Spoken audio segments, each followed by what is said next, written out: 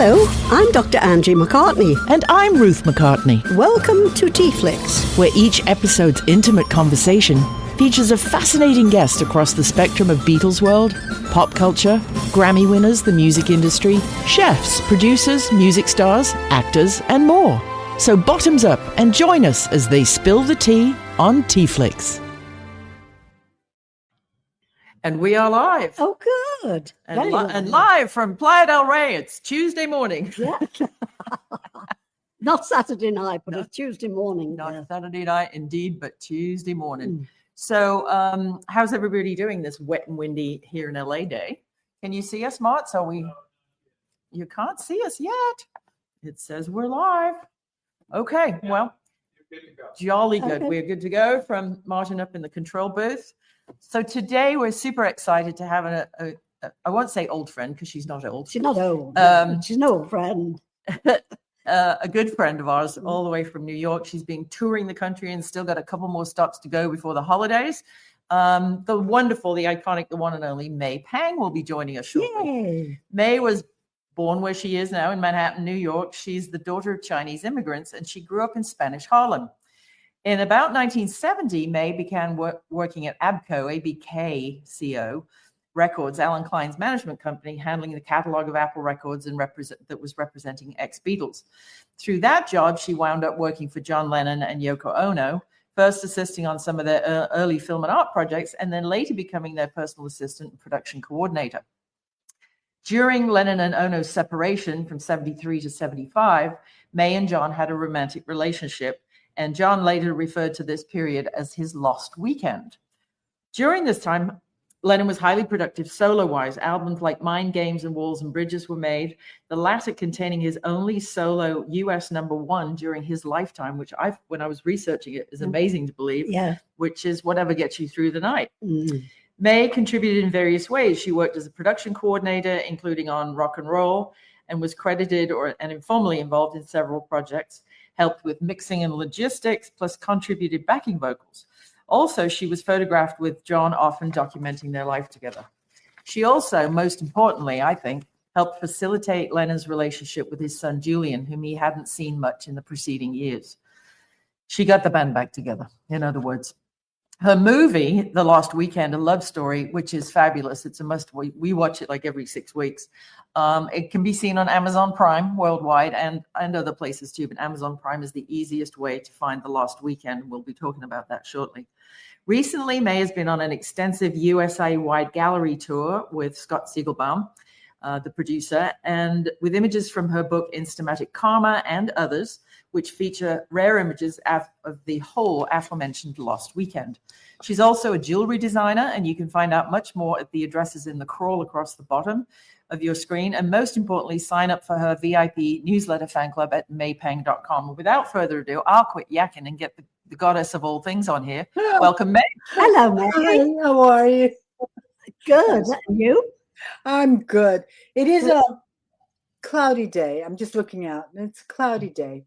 We had such a bad rainstorm yesterday. And where were you? You got out just in time, didn't you?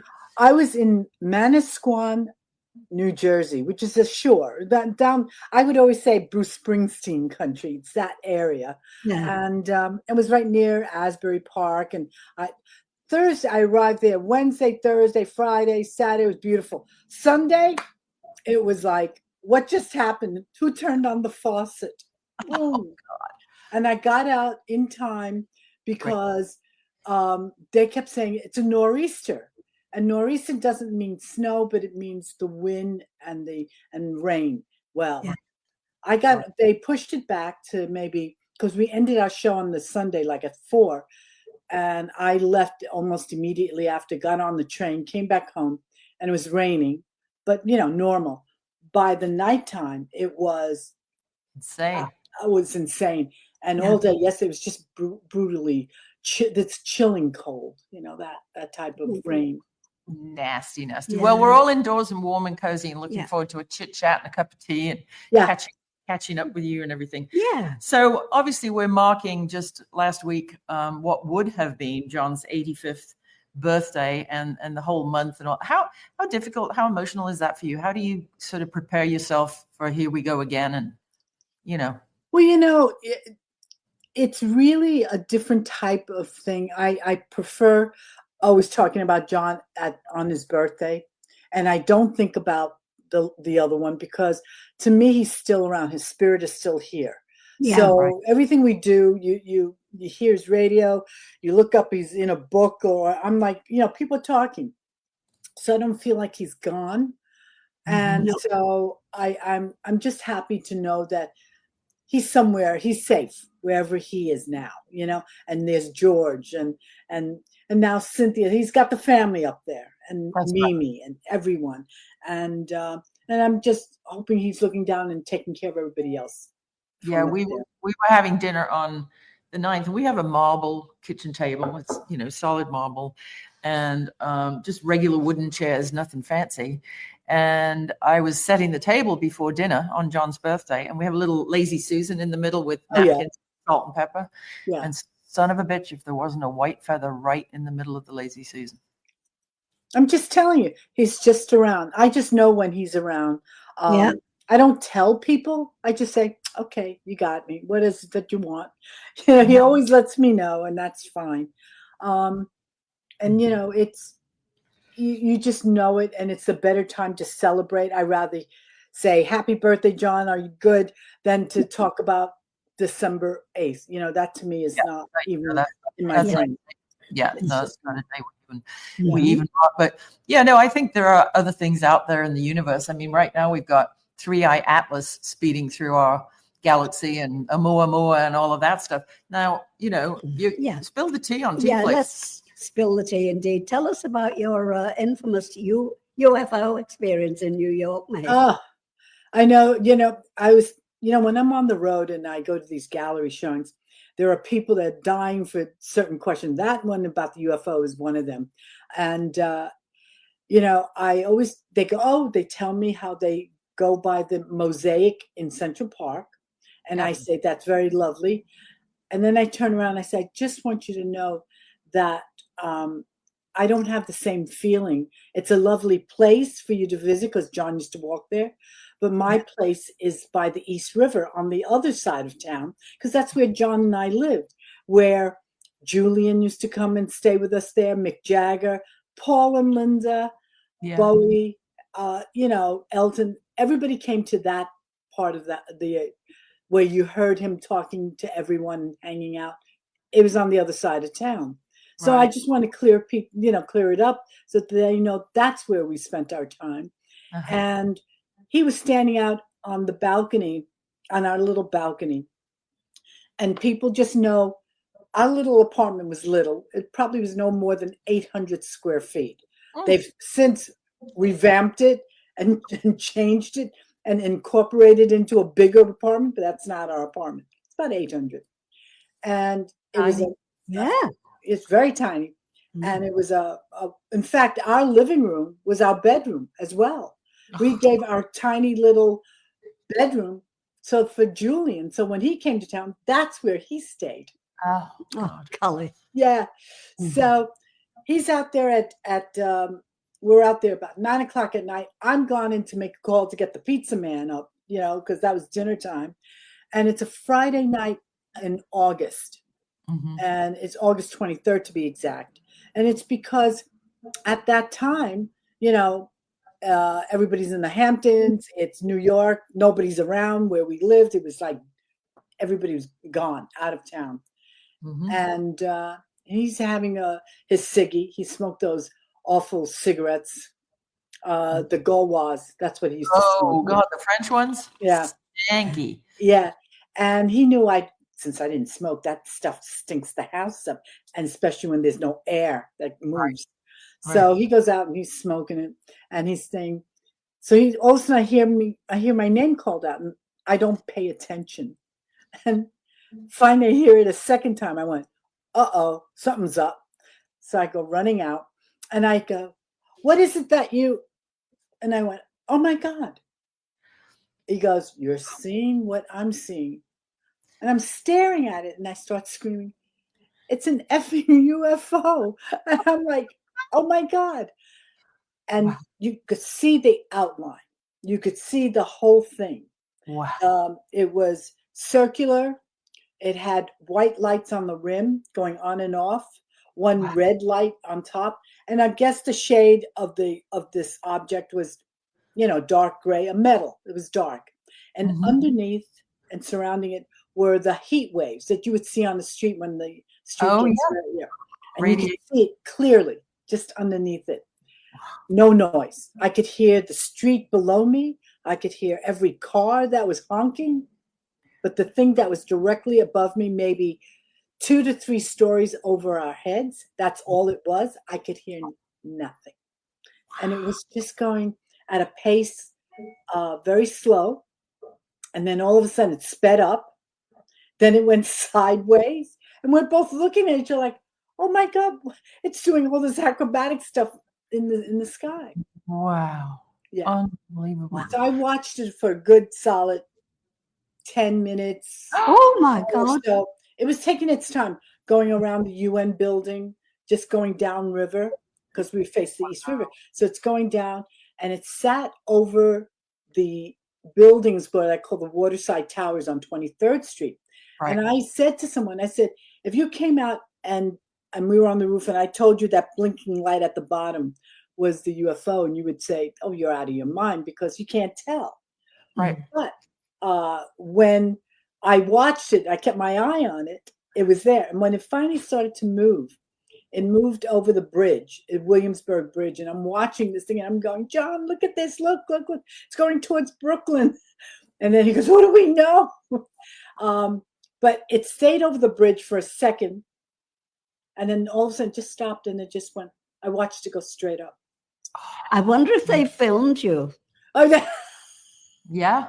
You know what? You might be, never mind the people you put in your film, you might be in the aliens That's film. true. I might be in their film, considering we were in our birthday suits. Oh, boy. That's the best part of the nice. story. He just went out. It was just so blistering humid and hot. And it was nighttime and no one could see us. And I'm screaming, it's a UFO. Not my neighbors who could have just come out easily. Not one light was on, nothing. And Sammy in Atlanta is asking, did you ever talk to anybody else who subsequently who saw it?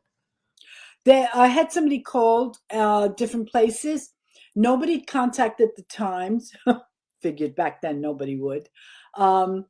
But the Daily News, they got a few calls. The local police station got a few calls that yeah. Wow. But it wasn't enough at that moment to generate, oh my God, there's something out there. Because it just looked like anything, like a helicopter in the sky, if you saw from a distance. Right. There was no noise. But if you're so up to it and you see the shape, then you're alarmed. But if you from a mile away, you just think it was another helo. Correct. So it didn't matter. And it was, like I said, it was a Friday in the summer and nobody is in town. They've all disappeared. Gone to the beach. Sure. That Friday night. Good grief. What an experience. Yeah. That should be your next book. I saw a UFO with a naked John Lennon. Well, the whole thing is I was trying to find clothes to greet the pizza guy. Oh, of course. Oh, my Lord. Oh, my goodness. Well, it gives a whole new meaning to shows you bummed, doesn't it? Yeah, doesn't it? My goodness. Oh, my goodness. That's good. Speaking of films, and you've been in their film, what was the final, and Brendan is asking in Ireland, is there currently a book available with all of the pictures of John and you? I think Instamatic Karma's out of print, right? Out of print. I decided not to reprint it. It's out of print. He'll have to go searching. Yeah. So it's called Instamatic Karma, Brendan. Might find it in thrift books. No, God, no. It'd be worth a fortune. Oh, You'd I know. have to get it from an antique dealer, I would think, at this point. So you have all this material. You've released your book. You've done your thing. What finally inspired you, or was it talking to somebody like Crystal or whatever that said, you know what, screw it, I'm going to make this movie. I'm going to make this documentary. What it actually had happened was Eve Branstein, one of the 3 producers, was in town. I hadn't seen her in a while. And I went to see her and we were about to have dinner. And so I said to her, what are you up to? She goes, oh, I'm working on different things. And one of the things I'm doing is I work on documentaries. And I mean, literally right at that moment, I turned around and I said, that's what I want. Oh, She looked at me. Came to you just like that. Just like that. And she goes, you want to do a documentary? I said, yes, I need it. I want that done. And she brought it to Richard Kaufman and Stuart Samuels. And Stuart Samuels was the archivist in the group. Everybody came with their strength to the table. Great. And Richard was a filmmaker. And Stuart was the guy that came up, a brainchild of different things, like what was it? He worked on the Beatles touring year, the one that Ron Howard did. He provided a lot of the stuff for that. And I'm glad, poor Stuart, he's left us last year sometime, and I'm just glad that you saw the making of this film finished. So that what I particularly enjoyed, apart from your narration, which must have been heartbreaking, was the use of the graphic elements. It turned it into almost like a graphic novel. It's fantastic. What a great idea for where to fill in where you didn't have film. Nobody had film. Nobody. It was just tough with iPhones, right? I mean, we didn't snap everything you did because you were a photographer, but for the most part, every day the Beatles went somewhere, they weren't being followed around by a film crew 7 days a week. Especially at home. This was more home. I wasn't going to be taking my cameras every moment, although he had allowed me to, but it was like, you got to be kidding me. This is our home. I'm not going to do that. But it was, the documentary was a passion of mine, and it took a lot because it's truly, as I tell people, it's truly an independent film. Yep. Because we had to raise the money. This was not made by a studio. And we did get a couple of offers where people said, well, if we hand in X amount of dollars, do we get a say in it? Right. And I said, so they said, if we do that, then we've let May down because we know what she wants and we're promising her that. If we do that, then somebody else, they take my film and they do what they want. It's not my film anymore. Well, I love that when the bank comes in and says, well, we know your story better than you do. Let us tell your story for you. Yeah. How about get stuffed? It's so true. And and I really am very grateful and thankful for all the investors that came, because they believed in me and they put money behind me, and they have yet to see penny one. That they're still there, and because they believed in me. Yeah, as they should. It's a really it's a seminal piece of art in the Beatles history, and Beatles history again keeps being told and retold. But my God, and it's always changing, and I'm like, why does it keep changing? But it does. I know. Oh, I know. Don't we know that one? Yep. Yeah. And moving on. I mean, to just put it in perspective, all the people that did see, the reason I did do is because to tell the story and to correct a lot of stories. No, Yoko did not send us out to LA. She didn't even know we were out there. I had to convince John to, why don't we call the office, because nobody knows where we are. Right. And they didn't. It was done on the spur of the moment when Harold Sider, who was John's lawyer, said, he was having a meeting with John on a Saturday. And he said, oh my God. He goes, so he says, oh, so Harold, when are you leaving to go home? He lived in LA. And he said, well, I'm on a 6:00 flight or something like that tonight. And he goes, okay. And he looks at me, John looks at me, and he goes, we're going on the plane with you. That was just as quick. And I'm standing there going, we are? I live in New York. Wait. But the whole thing is that we were just wanting to go for a break, not to go for any length of time. But we didn't know when we were coming back. So I said, I think I better make some reservations and anything else, and pack. So that's what we did. That's how we ended up going to LA with Harold. And we didn't even have a place to stay. And Harold goes, you two stay at my place. I know where I'm going to go somewhere else. When I said, Harold, are you sure? I don't want to throw you out of your. I'm fine. You take my place. So I stayed in West Hollywood. We stayed in West Hollywood at his place. Right, and then just want to mention Val and Gary Morrison are commenting. Husband Gary and I completely enjoyed your documentary and read your book many years ago. You're great, and with me saying, Beatles history is being told and retold, and it touched so many lives. Val and Gary have also written a great book, which Ange and I are both fans of. You guys, if you're listening, should pick that up. But it's just such a wonderful thing to be able to sit in front of your film and hear it from, I'm not calling you a horse, the but horse's mouth. The horse's mouth, as opposed to the horse's arse. And I'm sure you know what you understand what I mean. Mm-hmm. But it must have been super emotional working on it. Absolutely. I mean, what I did, and I told Eve, Richard, and Stuart, listen, they filmed me talking, because at the end, you saw that, and they got all the information. And I said, talk to me if you need me. I did not want to be the type of person that sat there and said, what did you do today? Can I see? And I did not want to be on top of them. So I really left them alone until it was ready for them to need me to do the narration, which I didn't even realize I was going to do, and everything else. So, yeah. And Billy Amendola, our Staten Island brother, says hello. Oh, there he is. Hello, Billy. Billy was on TeaFlix a short while ago, and it was fabulous. Yes. So thanks for tuning in. Ange had a question about, when you're compiling stuff for the documentary. Yeah, when you look back at those photos and that period of your life, what sort of memories stand out? The outstanding memories that you always go back to. Oh my God. I think some of the best memories I have, and there were some photos I've never seen, some footage I'd never seen. They obviously got a service to search around the world. And yet there was one picture they couldn't find, and I was lucky I had it. And that was me being on the front page of the Evening Standard. Oh. Okay. They couldn't find it anywhere. Wow. And I found it, and they took the picture of it. And I said, what's on the headline? I got to see the headline on this. And it was Jeremy Thorpe.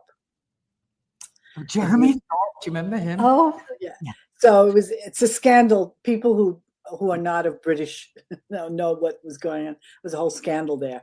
But that was on the front page. And in the middle is this giant picture of me. Could this be Lennon's new girlfriend? And I'm staring. I said, it is me. But I don't know who took the photo. There's no bylines. There's no nothing.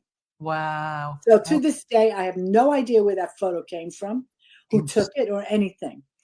But I look at that documentary, and the things I did see were things that just, the animation to the song, but you hear the music to it.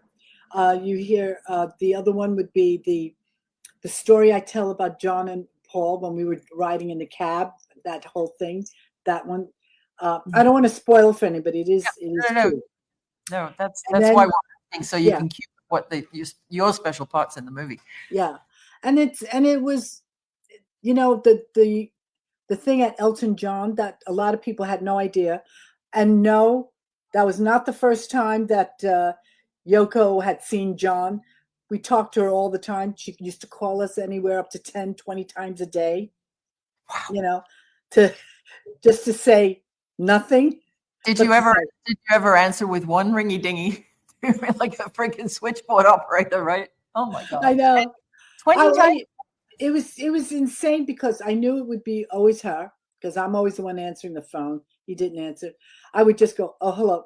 I just hand the phone over, because I know she's not. There wasn't anything important. And only once in a blue moon that, she just wanted to question. She had no idea where, we stayed at Harold's house. We stayed at Lou Adler, the producer, at his house.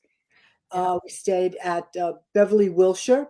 That was a nice place. And then in the end, we finally stayed when we were making the Harry Nilsson album. Harry rented the house that Peter Lawford once owned, not John. And we rented it for the recording of it. So we had the main room. We had the main bedroom. Yeah. Who were your roommates? Tell me. Oh, well, we had let's see. We had Ringo on one side, Keith Moon on the other. Let's see. Klaus Voormann was down the hall, Harry Nilsson, and Hillary Gerard. So that was the housemates. Oh my God, you couldn't cast that if you had a casting director, could you? That's And then during the wow. day, you got the other group of characters that would drop by, the Mal Oh. Evans, and then you have Jim Keltner or Jessia Davis, and you name it, they came by. Wow. What a period of your life, and a great location. I pass that house all the time. It's been completely redone, but it's in a gorgeous spot.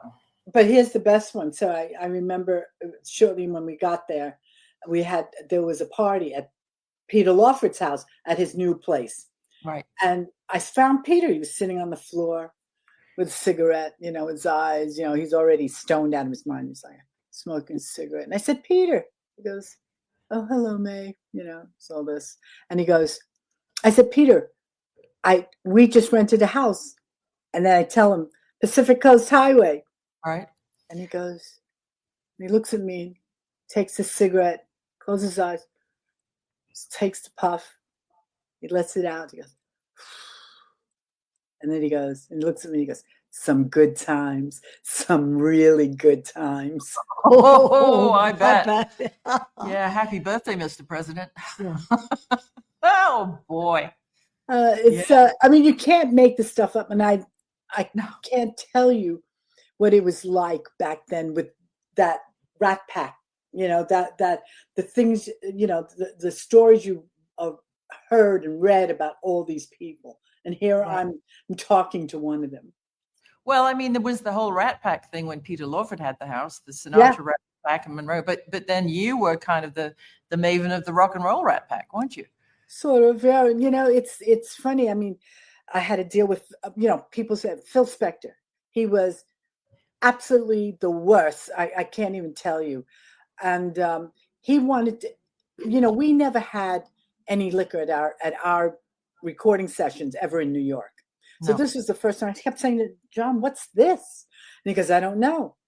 We were always there. I don't know. One musician wrote that, when Phil and John appeared for the session, John and I were always there before Phil. Phil came on his own. And I remember when he would come in, he was always 3 hours late. John was never like, the clock's ticking on the studio by the hour. Yeah, I know. So John was like tearing his hair out because he doesn't like that, No. And so it was so weird because that one night he'd come as a doctor, another night he comes as a karate expert. Yeah, so it's just wild. We had no idea he was taking the original tapes home every night. So one night he wanted John to come with him. I said, well, I'm coming. He goes, so Phil looked at me. He goes, no, you're not. I said, yes, I am. So I'm following them out to his car. And he said, you're not coming with us. I said, yes, I am. John had already gotten into the car and he was drunk and he didn't know what was happening. This was Phil's thing, which had I known, he got everybody drunk. It wasn't just John. It was everyone in the studio was out of it. And I'm the only straight one sitting there, And I said, yes, I am going with you. He said, no, you're not. He got his bodyguard, George, to pick me up physically and remove me. Oh my God. Today you would sue them for like physical assault, wouldn't you? I know. And I was furious. I bet. Furious. Wow. I chased after them, believe me. But the thing is, this is the antics I had to do because Phil always wanted, it's the control. Let me see how high could you jump? I want to see this.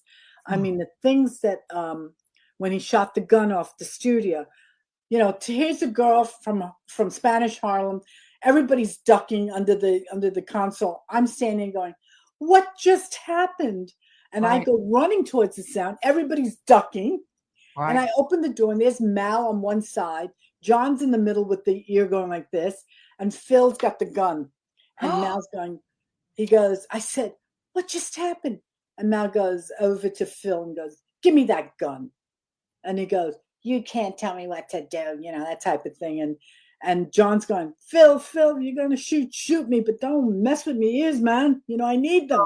Yeah. Oh my God. Well, Mal was a big enough tall tree to be able, and Phil was a pipsqueak, wasn't he? Correct. So I said, Mal, what just happened?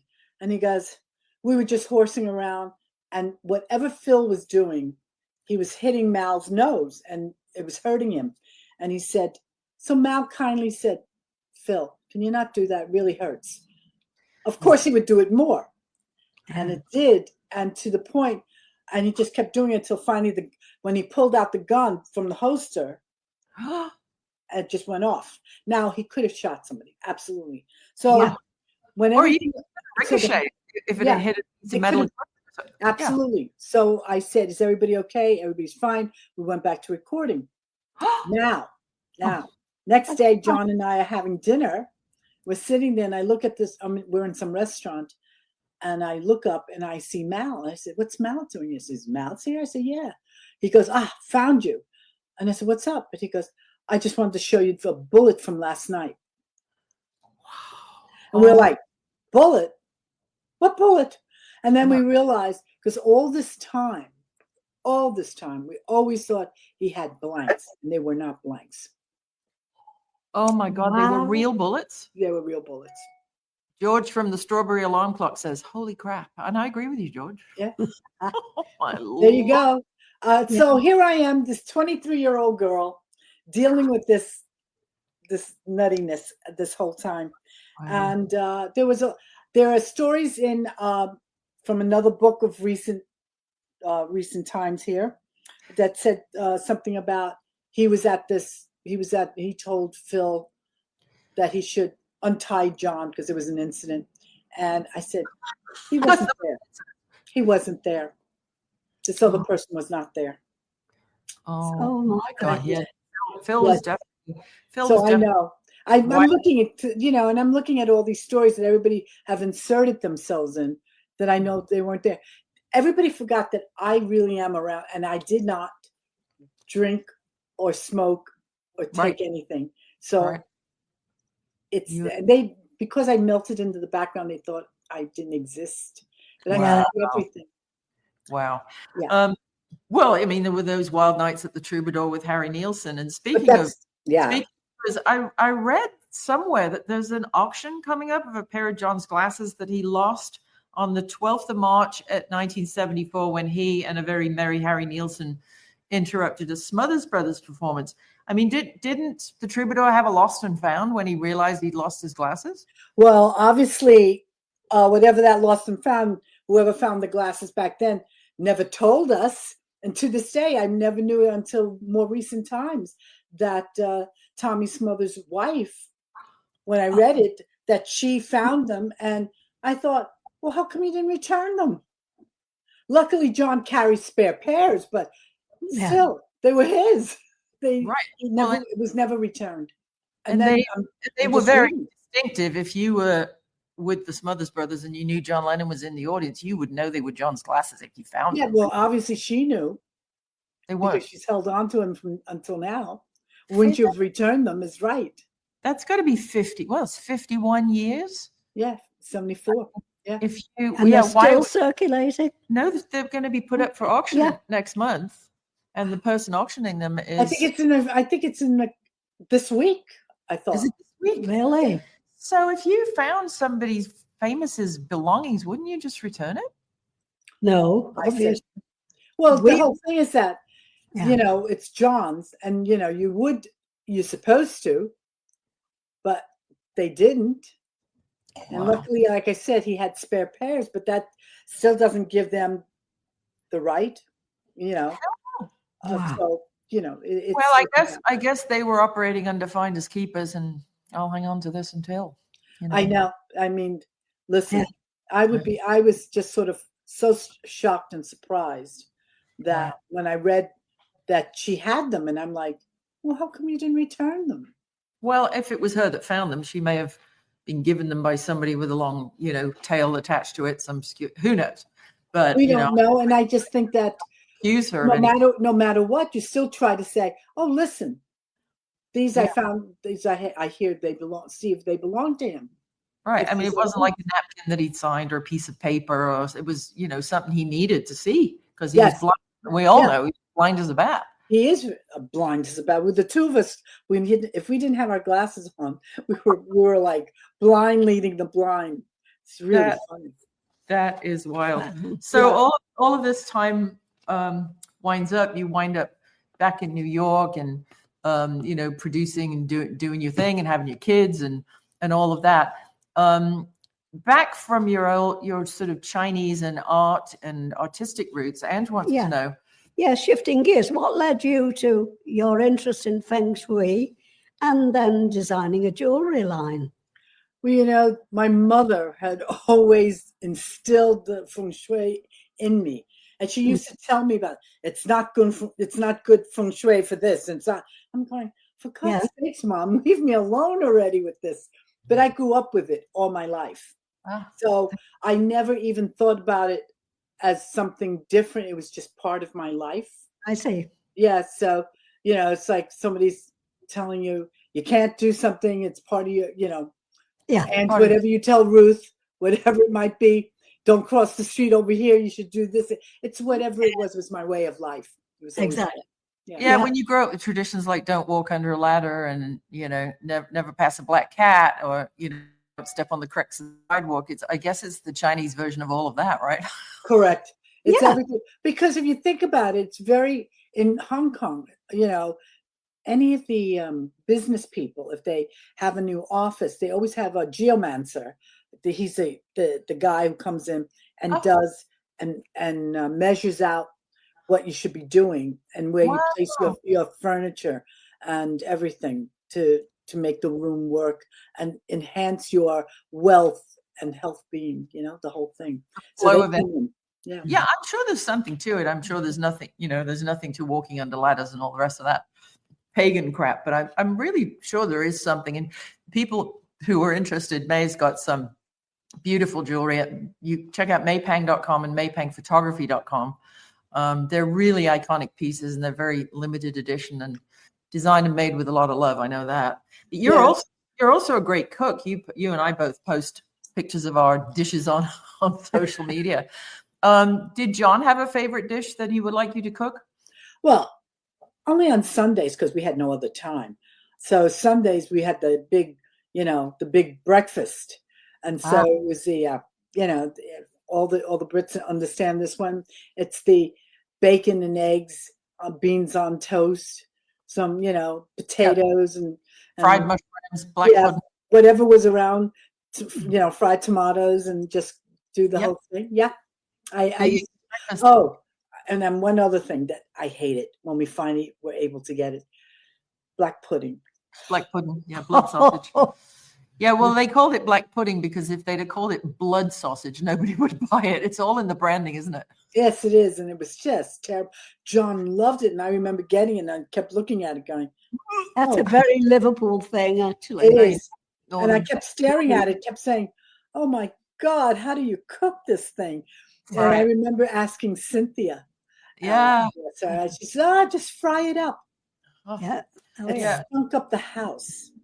Yeah. So, and it was just really weird. And then, and just recently, just to let you know, recently, listen, now it's about 2 weeks ago or something. I was went to Montauk, Long Island. I'm surprised you can remember. You've been all over this bitch, haven't you? Yeah, I know. I'm just trying to remember. So I went out to Montauk because I found out that I could see the property in the house where John and I were going to buy this house. I saw the stone cottage. And it was just, the place was just beautiful. We discovered it when we were on a boat. We were staying with Mick Jagger and Bianca at the time. Oh, wait, I'll just pick, you dropped a name. I'll pick that up for you. Oh, sorry. Oh, yeah, right. So Mick and Bianca and their daughter at that time, very tiny, Jade, we went fishing and Bianca's trying to tell us how to fish. And it's the first time I ever had raw clams. And so we were all out there and we're in this boat and John happened to see this house. And he goes, what's that? It looks like an imitation Scottish, cottage. Stone cottage. And he goes, what's that? And the captain of the boat said, oh, listen, that's a stone cottage. He goes, and it's up for sale. He goes, really? He goes, would you like to see it? I could get a realtor there. He goes, absolutely. So when we got off the boat, he got a realtor to take us over there to see it. And I remember John saying to me, he goes, what do you think of the kitchen? It's kind of small. And I'm thinking, it's bigger than the one we have now. I don't know what you're saying. Right. And I said, of course I can make it work. He just loved it to the point that when we saw it again, we brought Julian out And Julian may not remember. We brought him out. We had Joe Johns from who was Neil Aspinall's assistant, and we all went out, and Harold, his lawyer, and we all went out to see it again because we were going to buy it. So that's why. So it's the first time I've seen it now in 50 years. You know, here I am getting a chance to go back to seeing it. You know, well, I still can't get over John and Mick Jagger fishing. It's like two rock stars walk onto a boat. Wow. I just don't picture the Mick Jagger that I knew as a child holding a fishing rod. I didn't say they were actually going to be fishing. Now I will tell you, the person that did fish. Boat. I gotcha. Drinking beer and looking at fishing. Bianca did it. She goes, let me show you. And, you know, she's out there. And I'm like, okay, you guys go ahead. I think I'll sit over here. Just a photo wall. So a lot of things have come full circle for me in the last year or two. Even when I was in Maine earlier this year. Of course, all this is from my exhibition travel. I was in Maine. And this guy comes in, he says, I just wanted to meet you. I said, oh, well, that's interesting. And he goes, yeah, my name is Captain Hank. And I said, I don't, you know. And he goes, I took John on the boat and we sailed to Bermuda. Oh, my Lord. Oh. And again, like we said before, many people have claimed to have been on that boat that weren't on that boat. That's true. And I had to ask him, and he told me. And it was 3 guys that were trying to teach John about sailing. John himself and Captain Hank, who had the boat, who was the sailor. Wow. Well, the other 3 guys got sick. They got seasick. They couldn't deal with it. And it was only John and Captain Hank that was fine. And Captain Hank had to get John to take over the boat because he said, I haven't slept now for 72 hours because the other 3 guys that were supposed to help out, well, forget about them. So he says, I need to get some sleep, please. And so he talked John through it, you know, and he did. And so the guy can go down and get some sleep. Wow. And I said, then but that was way after my time with John. So I asked him how far was it from where it was 600 miles they were sailing. Oh, but can you imagine having been through all of that Beatle nonsense and having grown up on the Mersey River and with, you know, family members who went to sea? Can you imagine when everybody's knocked out downstairs, 3 of them are, you know, staring at the bottom of buckets and Captain Hank's asleep? Can you imagine the feeling of freedom and power that must have given John? Oh, it definitely did. Captain Hank said that, and he said, well, you know, I don't know why you came to me. He goes, I wasn't supposed to be in this part of the island. I haven't been here in a couple of years. Oh. I was in Southwest Harbor, and he heard that I was having in Maine, and he says, I heard that you were having an exhibition. And, you know, I said, oh, okay. And he goes, I had to come and see you. He goes, but I said, but I wasn't part of that scene when you were with John. You know, I'm long gone. He said, that's what you think. He goes, John and I talked. And he goes, you were brought up. And I said, oh, wow. So there you go. Oh, that's wonderful. Yeah, Mark Lindsay, our friend that you spent some time with in Houston, he's saying clearly John could do anything he set his mind to. So, oh, absolutely. For sailing, that was the whole thing. That's why he wanted you know, whenever we were going out, our neighbor said, oh, I'm going out on the boat. Great, going. You know, he was good. Yeah. So it was fun. There was a lot of things this year. Like I said, I had no idea that I was even talked about with a guy that I have never met in my life. You know? Well, that's nice to know. But John, you know, he had some really strong, for him, women figures in his life. You know, his mother, who was taken too soon. And then, you know, Cynthia, who, of course, gave him his first baby son, our wonderful Julian.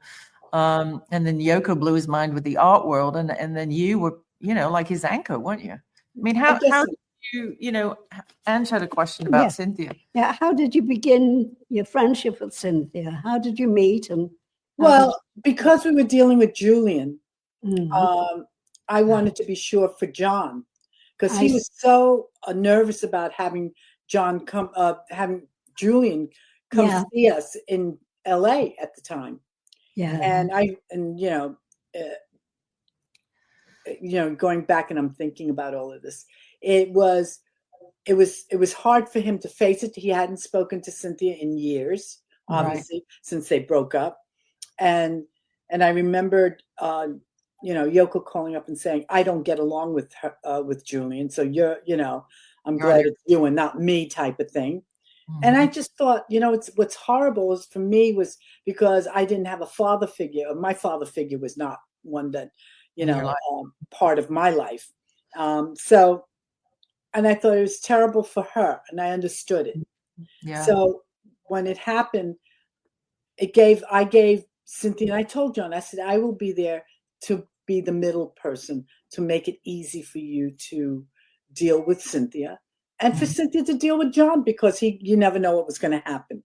Oh. So I wanted it to be easy, and I was the middle person also, making sure that John dealt with Julian. And that was the whole thing. And it worked out. And even after I broke up, I wanted to be sure, Cynthia was okay. And after that, I gave them their closure. They were finally able to talk to each other and get the closure they needed.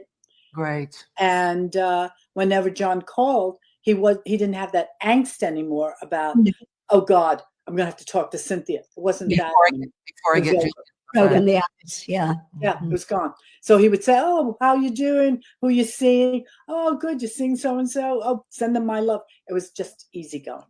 Yeah, we were in Ruthin in North Wales when she was, I think she just married John Twist. And I was playing with Julie. I don't know. I would probably be about 14 or whatever. And Julian and I were going through some books or something, because that was like a big cavernous house, as I remember it. And there were lots of books and lots of, nooks and crannies and stuff. And so we weren't like playing as kids, because I'm 2 years older than him. But the phone rang and Cynthia answered it, and she was, chit-chatting or whatever. And she called for Julian. She said, Julian, it's your dad. But, there were a couple or 3 minutes there on the phone that they were, chatting quite amicably about what's going on and how's the weather and how's Julian doing in school and, the normal things that co-parenting would be about. So, I witnessed only one phone call from John calling Julian, but it was very amicable, and it was kind of like, we're not together anymore. And so you really have a great deal of, pride. You should have a great deal of pride in being able to put that relationship together, because, Julian and Cynthia were each other's everything, kind of like we are. And I always wanted that, because he needed a father. And I told John that. And, at first when he goes, oh, I wish Cynthia wasn't coming, I said, guess what? You have no rights. And he looked at me like, what are you saying? I said, you haven't been there. How are you going to, why should, she needs to come. She needs to bring, your son, her son. We're there. That's it. Yeah, and he goes, and he just took it. And he goes, okay, you're right. I can remember in more recent years that Cynthia and I were on a panel at a Beatle event. It was the Charles Rosenay thing. And Charles suddenly came on the stage with a hand mic and said, I have a guest in the audience. Here comes May Pang. And I froze thinking about Cynthia and May Pang. How's that going to work? And you were both fine with each other. And I didn't know that you already had made friends. This relationship. Yeah. I remember thinking, friends since the time that Julian, and back since 73. That's how far back. Yeah. Wow. Well, I took care of her when she would come to New York. She had nobody to go to. And I said, just give me a call. She stayed with me for a couple of weeks at one point. So I wanted her to be sure that she was okay. Julian had her thing, but we were fine. There's not many people know that Cynthia, myself, and Yoko were all in the same room for Julian one day in New York. I was the one that was told to keep moving. I was not allowed. Spilling the tea on TeaFlix, ladies and gentlemen. Yeah. Spill alert. What happened? Well, it was for the Morrison Gallery for Julian. And Harold was there. I was there, some friends, and even Patty Boyd Ah, and we were all there, and they were filming it for, I think, either 60 Minutes or Sunday morning, CBS Sunday Morning. I forgot which one. But because I was there, I was in the backstage area talking. I had told to go. I couldn't stand around Cynthia because Cynthia didn't know. She was too busy anyways. I wouldn't make a scene. And I walked out and I said, it's because it was a direct, they knew to keep. It was only supposed to be Yoko and Cynthia. So it was actually the three of us. It was the only time we three were in the same room together, and Patty Boyd. Wow, there's a piece of Beatle history. And you don't even hear that either. So it was none of us there. That's just amazing. Mhm. Yeah. That's totally amazing. Right. So how do you remember Cynthia today?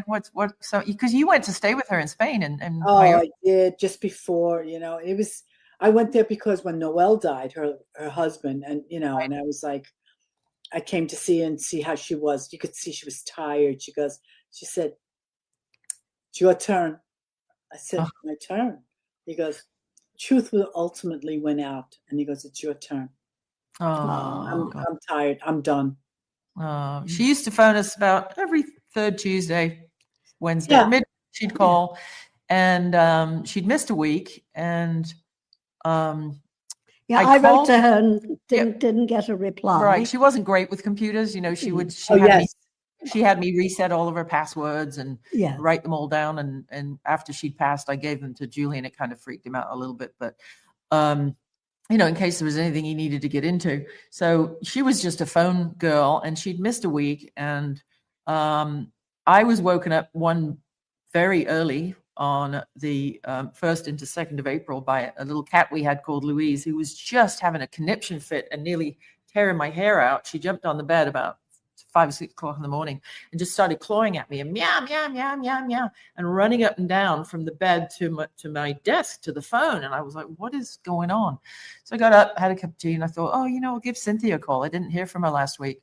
And the phone just rang and rang and rang and rang out, and it didn't go to her voicemail. And the two housekeeper people that she had living with, nobody answered. And I thought, something's up. And 10 minutes later, it came across my screen that she'd left us. I got the phone call in the morning, and I was just like, you just know it. So April 1st, which is supposed to be, your practical, joke day is not a good day. And that's the day, Right. I got the call from Celia from the office, and she said, I just want you to know. And I just had a feeling. After Noel died, I think she just kind of went downhill. Yeah, she did. She was great. I took Cynthia around everywhere. And there's Billy Amendola. You're right, Billy. She was an amazing woman. I took her to all the different friends, and she had fun. I took her to see the Fab Four. She goes, oh, my God, what a great time. She had such fun. I tried to give her fun. Things that she hadn't had in a while. It was good. Yeah, she always had this the weight of the world upon her shoulders. She always had she had such a distinctive, not just look, but her voice, when you would know in one syllable it was her on the phone. But she always was very kind of quiet and almost melancholy to me. Yeah.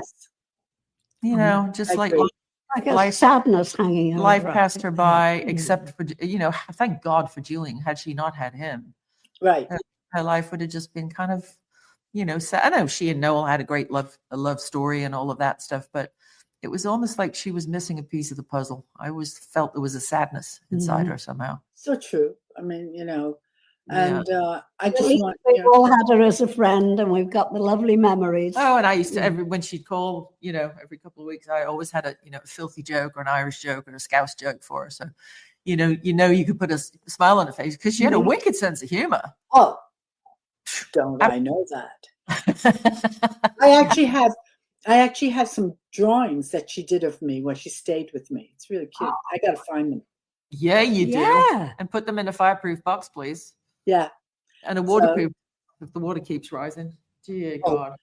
Oh, well, thank God I just looked out my window. If it rose up to here, we're in trouble. I'm on the 7th floor. So you are definitely in trouble. So what is that? I know you've been working with the wonderful archivist and producer Scott Siegelbaum. Yes. What's up on your calendar next? You have a show or two before the holidays, right? Well, yes, I have one more show left for this year, and then we're booked for next year already. Okay. The next one is in November, the beginning of November, and we're in White Plains at the One Martine Gallery in White Plains, and we're there like the 7th, 8th, and 9th or something around that date. I don't remember. November, right?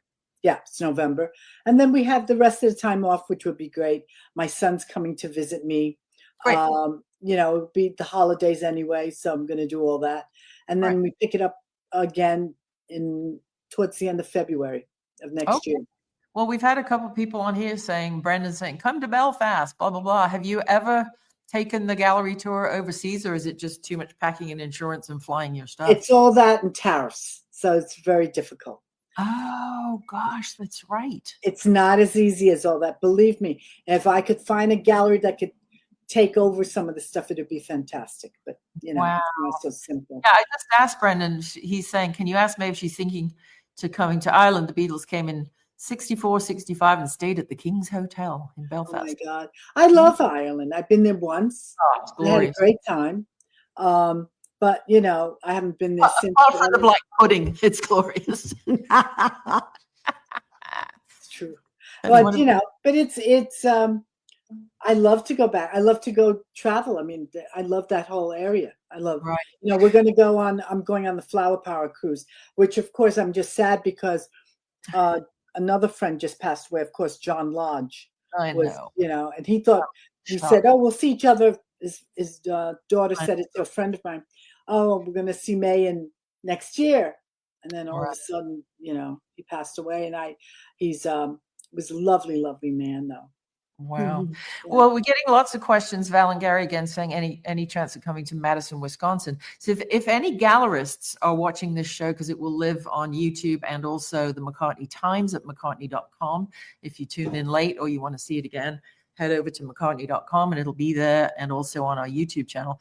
If there are any gallerists interested, head over to host us. Head over to maypang.com. There's a form there that'll go to Scott and to Mae's production team, who will certainly reach back out to you and see if it's feasible. Because, hey, today Menasquus, tomorrow the world. I know I butchered that. Manasquan. Like a mannequin. Got it. It's Indian. Just remember that. Yes, of course. Well, most of American land is. Yes. So maybe we need to leave. I mean. Yes. Well, we're back to. Apparently, we're back to Columbus Day, though. So never mind. I see. Yeah. Yes. Oh, yeah. So, for those of you who are regular viewers, you will know that Angie has several books in the marketplace, not the least of which is our new one. And I was telling Mae before that the sponsor of this is Mrs. McCartney's Teas, including the bookstore. And I was sort of inspired by, I picked up In His Own Right, which was, one of John's original books. Mm-hmm. And just thought, well, we should have a crack at twisting the English language. So Ange and I have just put out this book called Words of Wisdom, Twisted English and Linguistic Lunacy for Word Nerds. And it's just a lot of funny old sayings and malapropisms and spoonerisms and palindromes and oxymorons and various things like that. So if you're looking for holiday stuff, first of all, head to Maypang's Jewelry, maypangphotography.com and maypang.com, or head over to Mrs. McCartney's Teas.com, where there are teas and books and fun things, including Mrs. McCartney's Liverpool limericks and other random Irish haikus. Yes. So there you go. And you are in the book, so you have your own original limerick, but here's a new one that Madam put pen to paper to. And to close it out, I will let you start the count in. Okay. 1, 2, 3. There once was a muse named Mae Pang, who guided John's lost weekend gang. She sparked number 9, walls and bridges did shine, and his hits were what everyone sang. Ta-da! I don't think we're getting that, but hey. I don't think we're getting. I don't think we're in the running for a Grammy. No, indeed. So here's another one. Joanne's asking, have you been to Colorado? So looks like you would have lots of takers for lots of galleries and places you haven't been to yet. Yes, there's still a lot of America to go to. Lots of cities. There sure is. So Which- head over to maypang.com and fill in the form there, which will go to her production team and to Scott Siegelbaum's office, and see if you can bring May to your town, because it's a fantastic show and a great time. So thank you so much, May, for carving out the time. Lovely to see you. Crazy busy. Lovely to see you too. I know it's your birthday coming up. Happy birthday, if I don't. And yours too. Yeah. Billy You're and before Billy. me. Yeah, That's true. you're slightly before her. Yeah. Then we'll have the party. And You must come out. give Frida a kiss. I will give Frida. She Oh. already wrote. I'll see her come tomorrow. Absolutely. Yeah. Great. Good. All right, kids, we will see you all of a sudden next Tuesday. Get your kettles on and your corkscrews out, and we'll see you on TeaFlix. Bye-bye. Ciao, ciao. Bye.